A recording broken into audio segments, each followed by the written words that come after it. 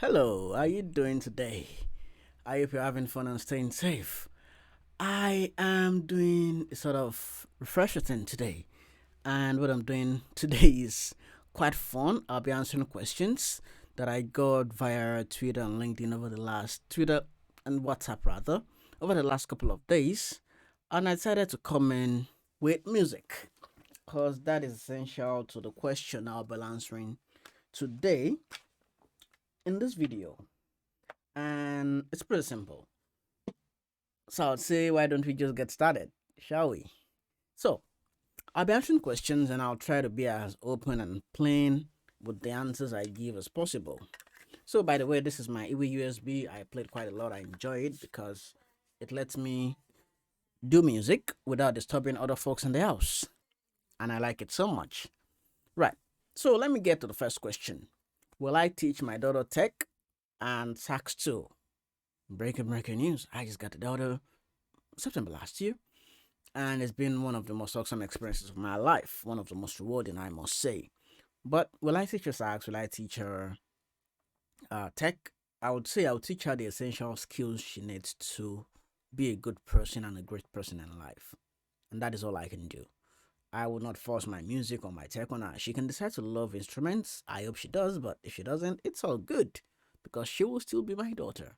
If she decides to learn tech, very much okay. There are lots of careers out there, but one thing I'll put out there is I will teach her the necessary skills she needs to succeed in life. And that is what any parent should do, not force careers and opinions on their children. So she's free to choose if she wants to learn core tech or sax or keyboard or guitar. The world is an open space. She can learn anything she wants to learn and be great. You recently picked up UI design. Is it still possible for us to work together and create amazing projects in the future? Yes, yes, and yes. The world is based on collaboration. We can all use each other. We can all gain from each other. So yes, I would love to work with you on projects together. Yes, yes, yes. What were the things I did in planning for marriage? This is a two-way thing because I'm not married to myself, I'm married to my wife. So I planned these things together with my wife. So everything I'm telling you here was in conjunction with my wife. So when I say I mean we. When I say we, I mean we. Um, Marriage is one of the best things or the best decisions I've ever made in my life. And of course, this is all dependent on person to person. But the things we did in planning for marriage, there's a lot of praying, of course, because we believe in God. We are Christians.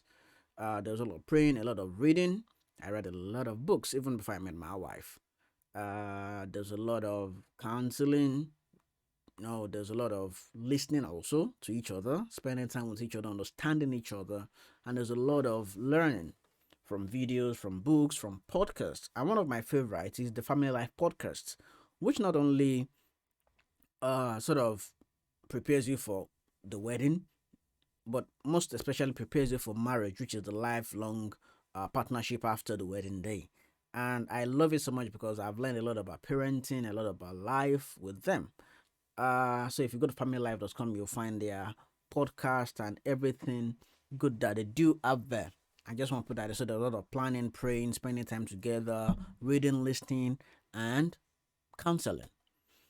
When last did I play? A few minutes ago. Yes, I still play. I still got my socks right here. And I got a flute, I got the EV, so I got a lot of stuff. The reason I played this was I don't want to disturb folks in the house and I'm doing my rehearsal. So when I go out, I play my socks because the fingerings are sort of related or similar. So I can practice this and still go out and shine my saxophone. Of course, I still practice the sax also, but not as much as I do on the EV USB. Yes, so when last did I play? A few minutes ago. I play frequently. I play almost every week, at least twice. Oh, nice question. You started learning Python and in your learning you encountered the command line. How important is it to know the command line? I would say it is important to know the command line, but do not forsake Python for that. You learn the essential command line that you need to succeed with Python. If you pick any language tomorrow, you learn the essential command line that you need to succeed with that language. But the basic things you need with command line: how to change directory, move directory, copy file here and there, delete stuff, do your git commit. So you don't have to be an expert in command line, except you want to build command line tools in the future. So I'd say keep learning your Python and the essential things you need to succeed in Python. Yes, you can do that. And if you miss a command, you can always go search online for how to do it. That is the way I learned command line. I didn't go to any special school or learn command line specially. But in the future, if I'm creating command line tools, yes, I'll need to understand how the command line works. That is that answer for that. Is it good to use both the auto mapper and manual mapping in one controller method? I would say it depends. But good practice, I would say no. But your scenarios might be different. You might need to do some hardcore mapping in your code, which Automapper might not be able to properly do for you or as well as you want to. So yes, sometimes you need to do that, but ideally, Automapper works fine. But I would say it all depends on the kind of code you're writing and your requirements and your team policy, of course. How do I learn things? I just get started. That is how I do. I just get started learning the stuff. I go out there, find the tools I need, find the resources for them, and start learning. I learn through books, through videos, through podcasts, through blog posts, a whole lot every day. We learn every day. And how do I do these things? I just set time aside to just me time, not creating stuff, but learning things to improve my skill. Let's say, for example, I know C Sharp quite well. There are new things in C Sharp. C Sharp 9 is out there. I need to know the features. I need to know the good things about it. So I set time aside. No work, no calls, no messages, no music. Just me and the new skill that I want to learn. And then I go for it. When I'm done with what I need to learn, I go back to my normal life. I need to learn a new song to play on the sax or the EWI. I set time aside, learn it, set all those things aside, and just get at it. So most important that I would say is I put time aside to do these things. I consciously put time aside to learn new stuff. What makes me want to help people in industry? The answer is simple. I want to pay it forward. I've been helped a lot by a lot of people, by a lot of organizations, and I want to bring others to do the same. Because we rise by lifting others. If someone impacted 5 people and those 5 people in turn impacted 5 other people each, that means that one person has indirectly impacted 25 people and directly impacted 5 people. And if these 25 people still go ahead and impact 5 more each, that means that's a very good generational effect. I call it generational effect because your generations of impact is what you're having there. So I want to pay it forward. I just want to put it out there. And if anyone benefits from it, I'll be very happy. Yeah, what is my school of thought on religion and education? I'll start from education. Education is a continuous learning. I went to school, yes, but I don't exactly believe in school. Yes, I learned a lot in school and all that. So if you can go to school, please go. If you cannot, ensure you still keep learning. I know folks who didn't go to school and are doing well because they were educated. Educated now in the sense that they learned things. They continuously learn stuff. And I've seen folks who went at masters, PhD, and are still stupid. So yeah, education is not necessarily schooling, but education is you learning to be a good person, to impact the world. That is your education. That is what you do every day. That is how you keep improving yourself and improving the world, making the world a better place than it was yesterday. That is your education. You improving yourself. My thoughts on religion. I'll say, now, disclaimer, I'm a Christian. I believe in God. I believe in heaven. I believe in Jesus Christ. I believe in the Holy Spirit. I believe in Trinity. I believe Jesus was sent to save the world from their sins by dying on the cross. Yes, I do. But that is my belief. I am a Christian. I believe in Jesus Christ. But religion? Nah.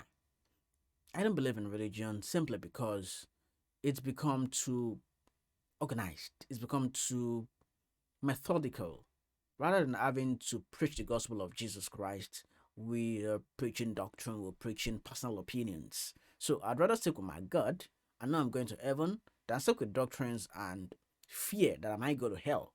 So that is my opinion of it. It differs. You can disagree with me, to be honest, but that is just how I feel about it. I believe in Jesus Christ. I believe I'm going to heaven.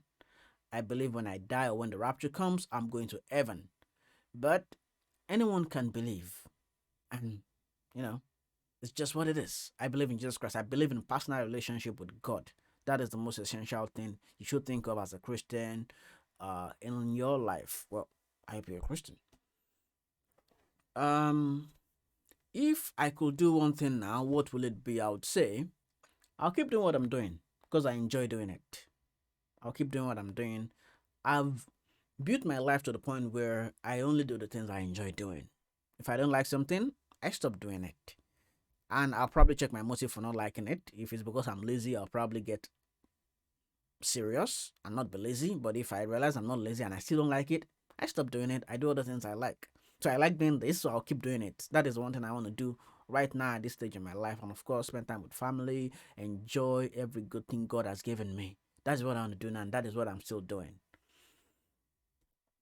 What is the thing I've always wanted to do but I've not done, and why haven't I done it? This is a very interesting one. I'll probably say automating every single aspect of my life. Well, of course, some things cannot be automated. Yeah, spending time with family cannot be automated. Loving people cannot be automated. It's that one; those ones take conscious effort. But things like I walk into my office every day, things light up, my system comes on, gets my next meeting, decide if it's important to join or not, start my meeting, start my favorite apps, all those kind of things. Automation is not there yet. Systems are not there yet. Even the smart devices we think we have today are not exactly smart. They are just programmed stuff, and they've not been programmed to be that smart, to be honest. And that is my view of it. So if I could, the things I've always wanted to do is automation, and I don't believe we are at that place where we can automate everything quite yet. Yeah, there are smart things, a lot of smart things, but it's still programming, sensors, sensing, and deciding what to do with it. I want to see a world where everything is smart. That is what I want to have. That is my goal. That is what I want to do. Why I have not done it? I don't have the time or the tools yet. And I wish I could one day. I hope that answered your question. And friends, that's it on this session of Ask Dara. If you have further questions, please post them in the comment section and I will get to them and try as much as possible to answer them. If you don't like anything I said, please let me know also. I will try and objectively see your point of view also and maybe address it. And if you like this video, give it a thumbs up, subscribe so you get notifications when I post new videos again. Till I come your way again for another series or live stream or any kind of nice content I have on my channel, I'll say stay safe and see you. Goodbye.